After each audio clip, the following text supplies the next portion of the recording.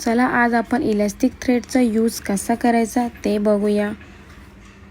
आधी तुम्हाला बॉबिन केस घ्यायची आहे अँड बॉबिनमध्ये इलास्टिक थ्रेड पूर्ण आतमध्ये राऊंड टाकून घ्यायचं आहे। तुम्हाला जेवढं तुम्हाला थ्रेड पाहिजे असेल तेवढा पूर्ण टाकून घ्या।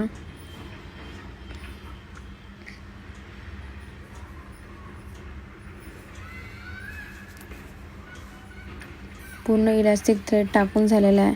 आता आपण हाच बॉबिनमध्ये टाकून घेऊ। बॉबिनमध्ये टाकताना थोडा बॉबिनचा वरचा पार्ट लूज करा, म्हणजे तो इझिली जाईल। थोडासा हाताने लूज करा आणि मग तो थ्रेड टाका, कारण थ्रेड थोडा इलास्टिक थ्रेड जाड असल्यामुळे तो लगेच जात नाही। असं टाकून घेतल्यानंतर बॉबिन मशीनच्या आतमध्ये टाकून घ्या, जशी आपण नेहमी टाकतो। एक स्क्वेअर फॅब्रिक घ्या जेवढा तुम्हाला एक्स्ट्रा पाहिजे अँड मग त्याच्यावर लाईन्स ड्रॉ करून घ्या, जेणेकरून आपल्याला स्टिचिंग इझिली मारता येईल।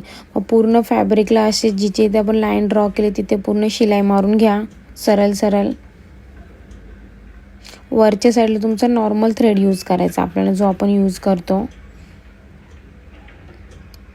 पूर्ण फॅब्रिकला सेम तशीच आपल्याला शिलाई मारत जायची आहे।